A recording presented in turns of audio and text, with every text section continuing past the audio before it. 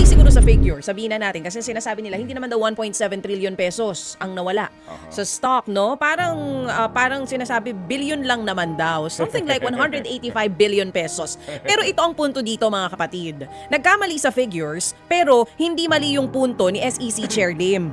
Talaga pong malaki at may masamang epekto itong flood control scandal sa investor confidence. Hindi po natin yun pwede ikaila. Yung sinasabi ni Romualdez, ano yun, fake news din yun? Opo, ni Yung sinasabi Ambassador. niya. Baka sabihin nila si Hindi Martin po si Romualdez yan. Ni Ambassador Babes Romualdez.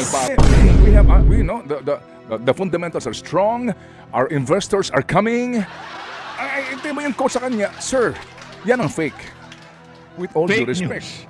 Kasi sinasabi nga ni Ginoong Romualdez, and hello sir, ang mga negosyante ngayon, siguro kapag kaharap kayo, hindi nagsasabi kasi, di ba, alam niyo na ibig ko sabihin, pero ang sinasabi po nila, ang hirap magnegosyo sa bayan na ito. Kaya kung magpakatotoo po tayo dito sa isyong ito, mahirap po kapag fake ang pananaw mo sa buhay, with all due respect, di ba? Parang wala, para kang nasa ibang planeta, Sek.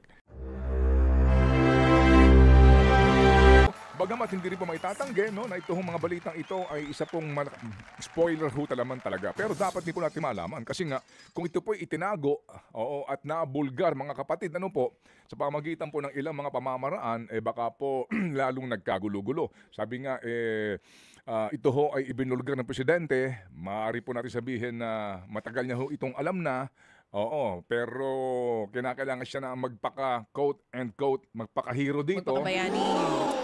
Pero hindi maitatanggi, mga kapatid, na ito po ay lalo ding tumindi sa panahon ng kanyang panunungkulan. Yun lang. Nagsimula po noon, pero po mukhang dahil nga po sa hindi, bagamat meron na pong paramdam si dating Pangulong Duterte ng grabing korupsyon sa DPWH, carry over po ito sa administrasyon ito at mukhang, dahil po nga sa nagtatagumpay sila, nawalan na ho talaga ng puwang ang kanila pong contentment. Ibig sabihin, sadya po talagang sila po ay naging masyado ng ganid sa pera. Kaya po ito na po ang nangyayari ngayon sa ating bayan. Ngayon, baby girl. Yes, boy. Meron lang tayong girl, no? Meron ako nakausap na negosyante kagabi. Bago ako matulog, tumawag sa akin. Matagal ng negosyante. At sinasabi nga niya itong mga isyong ito, nagtatanong din siya. Sabi niya, Ted, parang ayoko nang makinig sabi, sa mga balita. At napapagod daw siya. Sabi ko sa kanya, pasensya ka na kung nakikinig ka siguro sa amin, lalo na. Pero sabi niya, wala bang ibang magandang balita? Sabi ko, ano bang gusto mo marinig na magandang balita? Kasi kung magandang balita, siguro makinig ka sa makinig ka sa government channel. Walang negative doon no? Puro PR. Sorry, puro PR kasi napapansin ko doon. So, pero ang sabi niya kasi, nagre-react siya doon sa sinasabi nitong economic advisor ba? Yung business something, Chubanes Chenes, itong si Mr. Go. Alam mo, ang haba kasi ng title. Special Advisor to the President for Investment and Economic Affairs, Frederick Go. Yun ang purpose ng pagtawag actually sa akin.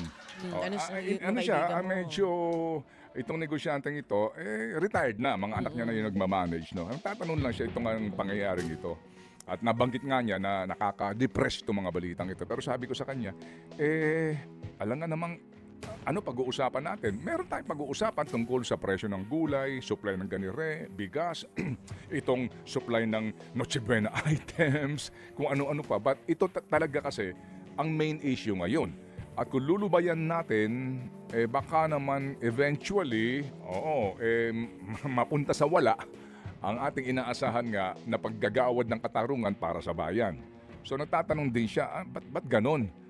Itong sinasabi na nag-announce yung isang mataas na official Actually, itong SEC chairman ay nakaupo sa Anti-Money Laundering Council SEC Francis Lim. Tatlo yan sila BSP, BSP Governor Eli Remolona. Yes, yung pong ating Insurance Commission Chief. Boy. Nagbibinata ka, boy. Sige, tuloy mo. Mapasok pa ako. Hindi, wala. Ako nga din Uso pa naman siya. Tuloy mo. Ikaw naman, ang bilis mo naman magtampo. Napatawa mo kaya lahat dito. Tignan mo pulang-pula si Erwin. Sige, tuloy mo. Insurance chief. Yung insurance chief. Oh, sige. Achite. Oh. Ayoko na. Oh, ituloy mo, tatlo yan sila. Nandun ka sa sinasabi mo na tatlo sila. Sige na, ituloy mo na. Ikaw na. Bawal ka umuwi, hindi ka mababayaran ng buo. Sakit na. Oo. Anyway, tatlo sila. Sugar muna ako, ha? Tatlo sila. Tsaka itong SEC. Oo. Silang tatlo yan. SEC Chair, Francis So, Lim. sabi niya, ano ba itong, pati sila mismo, nagkokontrahan sa mga sinasabi. Oo nga Pero eh. ika niya, sa kanya galing ito, ha? Ika niya, among them, wala naman talaga daw masabing maganda eh. Sorry po. Hindi na naman po sa cynical ka o negative ka. Kaya nga, nung binanggit niya na minsan daw na-stress na siya, sabi ko, sorry. Ang suggestion ko, mag-music ka na. Sabi ko sa kanya, Daddy, mag-music ka na. Pag-stress na sa... Pag sobra na. Kaya huwag ka na iwasan mo na rin ang pakikinig. Ano sabi niya? Hindi ko naman naiiwasan makinig sa inyo ni Chacha. Sabi ko, kung kami ay, kumbaga, di ba meron tayong mga disclaimer, di ba? Oo. This program... Ang programang ito'y nakaka-high blood. ...is dangerous to your heart. Ang programang ito... This program is dangerous to your health. Mangyari lamang. If symptoms persist, consult your doctor. Wait, dapat pala ka may disclaimer tayo. Pero diba? naiintindihan po namin kayo. Oo. So, yung nga po yun, mga kapatid, hindi ho natin maaari kasing lubayan ng ganun-ganun na lang po itong isyong ito. Ang importante lang, meron din pong bago sa mga pangyayaring ito. Bago po sa usapin ng mga actual na balita na nanggagaling po sa mga sources and yung pong ating pong pag-aanalisa sa mga isyong ito and yung mga posible nga pong solusyon dito po sa problema po na ating kinakaharap. Kahapon po nabanggit ko na po sa mga nagtatanong, may pag-asa pa ba ang bayan? Pag sinabi mong wala na, resign na po tayo, di ba? Bilang mga Pilipino, may pag-asa pa po. Kung ngayon, hindi na ho natin palalampasin ito. Kasi nga po, tama na po. Sobra na, di ba? Yes. Okay, sige. So, ako naman, baby, ang masasabi ko lang dyan, yung sinasabi ni Sir Go, with all due respect, na fake news daw, si SEC Chair Lim. Nagkamali siguro sa figure, sabihin na natin, kasi sinasabi nila, hindi naman daw 1.7 trillion pesos ang nawala sa stock, no? Parang sinasabi, billion lang naman daw. Something like 185 billion pesos. Pero ito ang punto dito, mga kapatid. Nagkamali sa figures, pero hindi mali yung punto ni SEC Chair Lim. Talaga pong malaki at may masamang epekto itong flood control scandal sa investor confidence. Hindi po natin yun pwede ikaila. Yung sinasabi ni Romualdez, ano yun? Fake news din yun? Opo, ni Ambassador. Baka sabihin nila si Martin Romualdez yan. Ni Ambassador Babes Romualdez. Hindi nagbibigay ng interview. Yung sinasabi ni Ambassador Babes Romualdez fake news din to? yun na nga yung sinasabi niya. Natanong siya kung anong epekto nung korupsyon dito sa Pilipinas. Ang sagot niya, and I quote, definitely, alam mo, malaking epekto sa atin yan.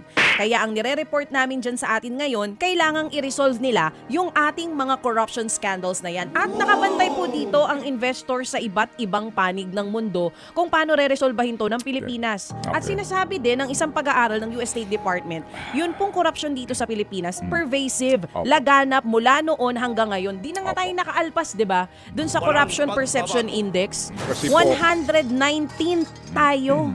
Out of 180 countries. Kasi po, bilang isang bansa, for us to be able to solve the problem, we have first to accept the fact that we have a problem. True FM. Pag iniwasan natin to, hindi natin pwede sabihin fake news lang. Hindi malulutas ito. Kasi po, ang sinasabi po ni Ambassador Babes Romualdez, yan din po ang concern ng mga American businessmen. Yan. Ngayon, ito pong si Mr. Go, I mean, with all due respect po sa inyo, sir, ano po? Opo, sinasabi nyo, nagkamali yung SEC chairman, nagbase siya sa fake news. At tinatama niya ito. Okay, sige po. So, humingi din po ng paumanhin yung SEC chairman. Okay. Pero sir, huwag ko kayong magpaka-fake sa katotohanan. Please, close your mouth, open your eyes, and open your ears.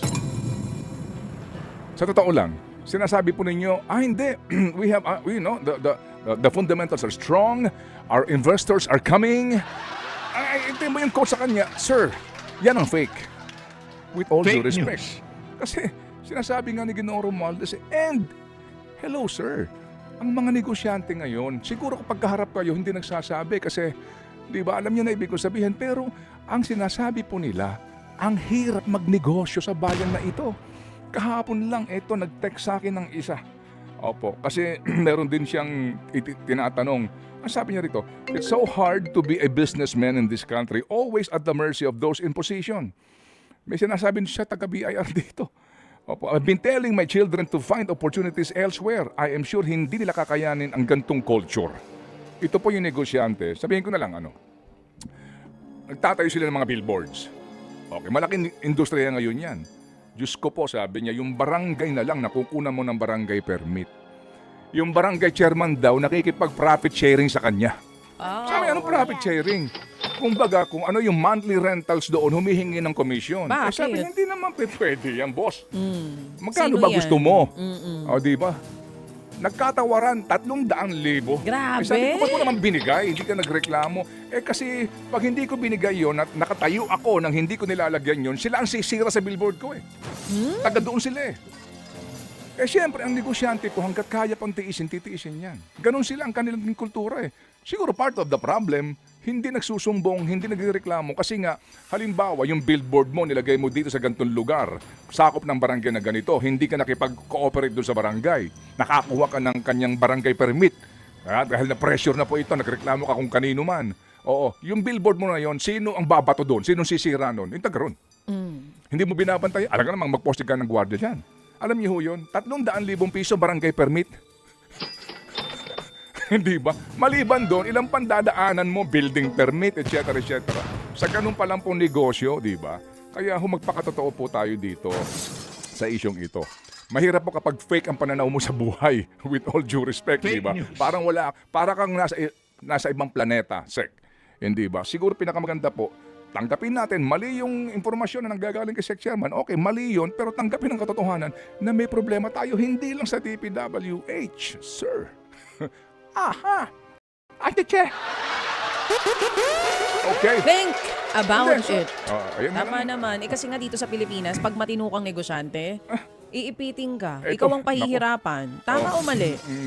Yung maliit na sari-sari store nga, di ba? Magkanong permit para dyan? Hindi ka naman kikita ng 100,000 sa isang, na lang. di ba, sa isang buwan. Magtatayo ka lang, ng Sari-sari store nga. Hindi, ito. Sa mga Okay. sa mga May bahay bahay nyo. ka. Sa bahay nyo. may bahay ka, may Oo. gusto mong i-renovate. Yan. Subdivision. Oo. Hingi ka ng building permit sa City Hall. Oo, renovate lang yan, ha? Oo. Oo. Good morning, Bert Apostol. Sige, okay. Panginoon Diyos. Di Diba? ba? Iniinot nila yung paghingi sa'yo ng requirements. Oo.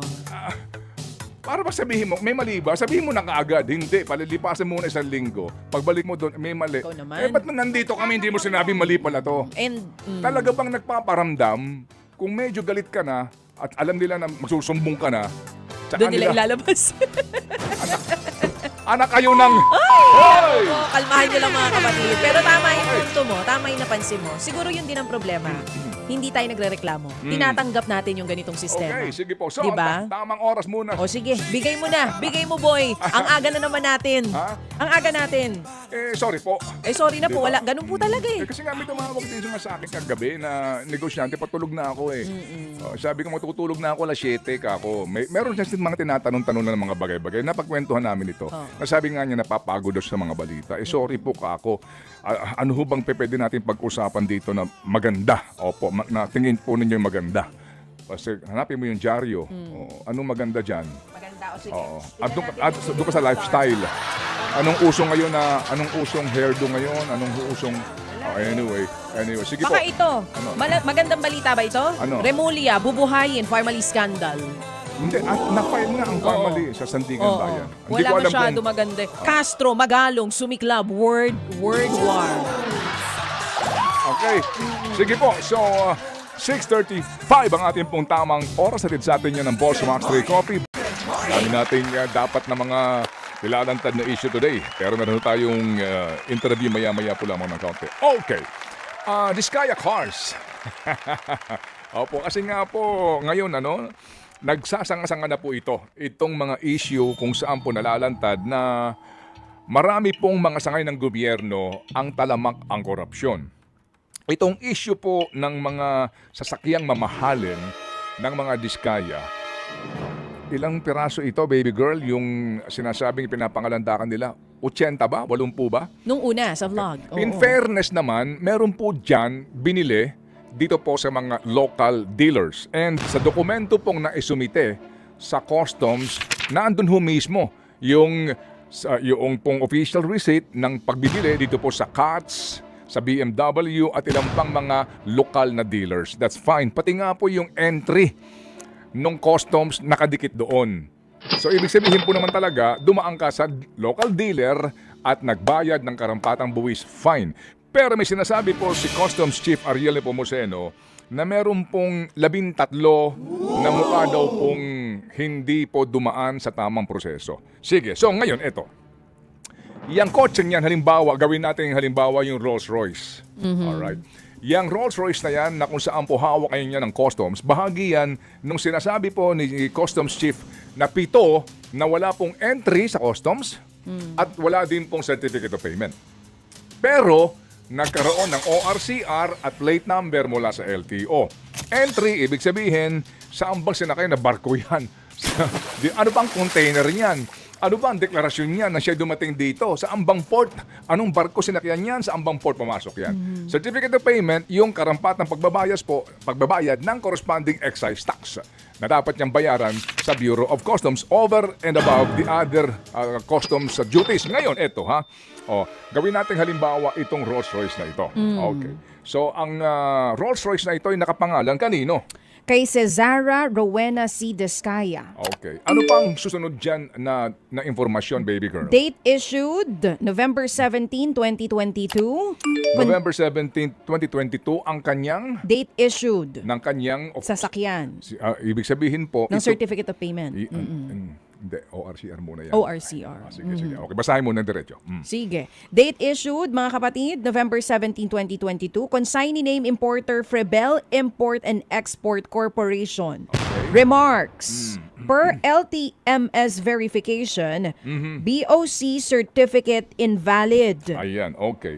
So ito ho mga kapatid ay nanggagaling mismo sa DOTR ang dokumento. Makapal po ito at maliliit ang letra at ang haba po ng linya niyan. Okay. Frebel ang sinasabi po na nagparating nito. Okay. Ngayon, ang sabi po diyan sa kanyang remarks ay per LTMS verification, BOC certificate invalid. Okay. Kapag po sinasabing per LTMS, ito po yung Land Transportation Management System. Ito po yung kanilang automated, yung Dermalog. Okay? Pag sinabi pong invalid yung BOC certificate, ibig sabihin, sa LTMS po, walang ipinasok na entry. Hindi electronically transmitted ang sinasabing certificate of payment. Ngayon, sa paghingi po kasi ng BOC ng kopya ng certificate of payment na umano'y binayaran daw po para sa Rolls Royce na ito, nagbigay ang LTO ng kopya. So magtataka ka, bakit po merong certificate of payment na ibinigay ang LTO sa customs gayong sa kanilang system mismo lumalabas na walang pumasok na record.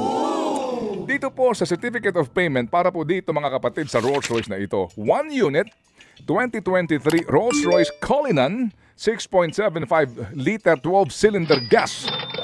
Okay? Frebel Import and Export Corporation po ang sinasabing nagparating nito. Ang address nito ay dito po sa Intramuros, Manila. Ang nakapirma mga kapatid sa certificate of payment ay isa na namang nagngangalang na Harold Agama. Ito po naka-stamp LTO-NCR records copy. At ito pong si Harold Agama ay nakapirma sa ilalim po sa ibabaw po ng nakalagay na Deputy Collector of Customs. Sa ilalim po nito may sinasabing pumirmang examiner. Ang pangalan Rosario De Leon. Ang aming pong programa ay bukas para sa mga taong ito na kawani ng Bureau of Customs. Hindi po daw fictitious name ito. Pero kung babalikan natin yung Bugatti na kulay blue at ng kulay pula na atin din pong naitampok sa atin Think About It, yung kanila pong certificate of payment then kung bakit ito na irehistro po sa LTO at nabigyan ng karampatang ORCR at plate number, anong mga pangalan ng nakalista, under whose name yung certificate of payment at sino ang mga pumirma na customs collector at examiner. Parehong sa dalawang Bugatti Chiron, ang nakapirma po ay Harold Agama. Ang nakalagay din dito, Deputy Collector of Customs. At sino yung examiner? Examiner still Rosario De Leon. Pareho din po yan. Sinong importer? Frebel Import and Export Corporation. Eto na. Sila na naman. Ang sinasabi po ng Customs Chief, meron daw silang 10 na persons of interest sa aduana na iniimbestigahan. Okay. Ngayon, eto. So, kung sa record ng LTMS mismo, wala pong naka-encode, paano naman nagkaroon ng certificate of payment gayo hindi pinapayagan yan? Kasi nga po dapat dito less human intervention eh. So lumalabas mga kapatid na ito po ay iniabot sa kanila o kinuha nila. Sa kung sino? Yung tagalakad. Okay, tagalakad po ng gantong uri ng mga smuggled Sino to? vehicles. Ano pa na doon sa column? Pagkatapos nung LTMS invalid. After nung LTMS invalid, may nakalagay din dito, User ID Accountable Officer. Ayan. Oo. User ID Accountable Officer. Oo. Ibig sabihin mga kapatid, doon po sa computer ng LTO, kapag gumamit ka nito at nag-e-encode ka, kasi para siya mairehistro, mag-e-encode ka. Doon po sa kanilang sistema. May pangalan po dito. Ano ang pangalan na nakalagay diyan sa sinasabing user ID? Reynaldo Gumba. Siya yung nag-encode, siya yung accountable officer. Okay. Ito po mga kapatid, muli bukas ang aming programa para po sa kanya and I'm sure pinagpapaliwanag siya sa isyong ito. Mga kapatid, ang sinasabi nung una, doon po sa usapin ng Bugatti, if you recall, ang sabi po ni Ginoong Vigor, NCR, diyan sa Araneta Avenue na LTO. At umano, yung mga involved na sa Bugatti, sinuspindi na. Tama. At yung nga daw po, kakasuhan para maalis. Hindi po nangyari yun. Hindi po naalis sa pwesto, bagamat yung isa, ay subject pa for promotion mula sa NCR. Dapat natin malaman na si Reynaldo Gumba ay hindi po taga NCR LTO. Siya po ay naka-assign sa central office. Ibig sabihin, nanggagaling ang lahat ng ito sa central office. Ano ang next sa column? Ang next sa column after ng User ID Accountable Officer ay Date of Sales Reporting. Okay. Pagkatapos niyan, Invoice date. okay. Ano ang invoice date? December 1, 2022. Okay. Invoice amount, Yeah, sige. 20 million pesos. Okay, sige. At dealer, nakalagay ulit Frebel Import and Export Corporation. Okay. Office transacted, 1300 NCR West. Okay. So mga kapatid, doon po sa sinasabing certificate of payment may halaga. Umano na daw ay binayaran. Okay, ngayon, mga kapatid, pagkatapos po itong maipasok sa sistema ng central, doon na ibinabaksak sa NCR. At sila na ang magpoproseso ng ORCR. Ibig sabihin, hindi magagawa ng taga-NCR ang lahat ng ito kung walang kakuntsaba sa central. Alas 8:29 na girl. Meron tayong interview. Meron pa dyan isang interesting. Sige, Sige go na, ahead. ano pa yung isang interesting Nandiyan, dito? basahin mo. After ng NCR West, User ID Accountable Officer. Okay. For sales reporting, Ayan. May pangalan. may pangalan din. Richelle Ray. Okay. Richelle Ray. Ang pangalan, diyan na po ito sa NCR. Meron ding isa pang column, ang nakalagay naman initial registration. Date ng CR number, maging date ng OR number, nakalagay din Certificate dito. of registration yan. Yes. At saka yung OR, anong petsa? It is December 2, 2022, ang date ng OR number. Ang date naman ng CR, same din po.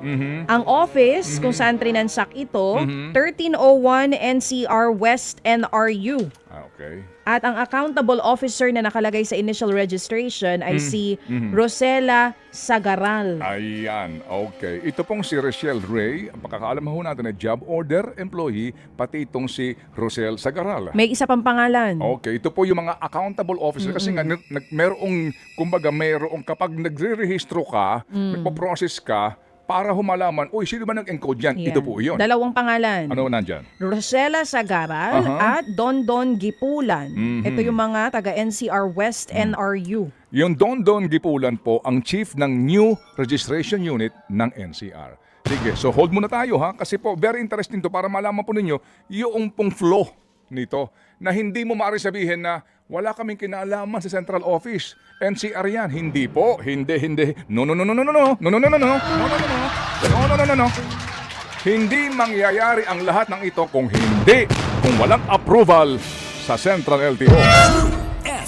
Mr. Chair, Pwede mag-break muna. pwede bang i-request mo lakihan nila? Kasi parang ayaw nila ipabasa eh. Okay, go. Oo. Mga kapatid, magbabalik pa rin po kami dito sa True FM.